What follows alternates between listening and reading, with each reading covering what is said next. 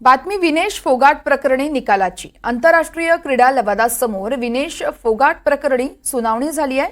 तर विनेश फोगाटवर कुठल्या क्षणी आता क्रीडा लवादा निकाल देण्याची शक्यता वर्तवली जाते। तर भारताकडून हरीश साळवे आणि विद्युत सिंघानिया यांनी विनेशची बाजू मांडली होती।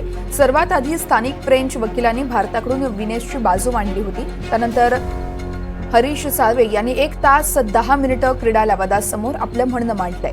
आयओसी आणि UWW यांच्या वकिलांनी देखील क्रीडा लवादासमोर बाजू मांडली आहे। तर विनेशचा मेडिकल रिपोर्टही क्रीडा लवादानं मागून घेतलाय। भारताची बाजू वरचढ असल्याचं यावेळेस वकिलांचं म्हणणं आहे। त्यामुळे निकाल विनेशच्या बाजूने लागू शकतो। तर हरीश साळवे तसेच विदुषपत सिंघानिया यांनी यावेळेस ही बाजू मांडल्याचं कळतंय।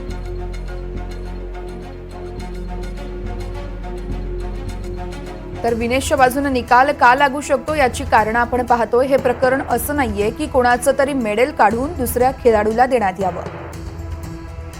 विनेश अधिकृतरित्या अंतिम फेरीमध्ये पोहोचल्यानं ती किमान रौप्य पदकाची दावेदार नक्कीच होती। पदक दिल्यास कोणाचा हक्क किंवा कोणाचं पदक हिरावून घेतलं असं बोलता येणार नाही। याआधी देखील काही प्रकरणांमध्ये वजन वाढलेल्या खेळाडूंना आयोजकांनी डोळे झाक करत संधी दिल्याची उदाहरणं आहेत।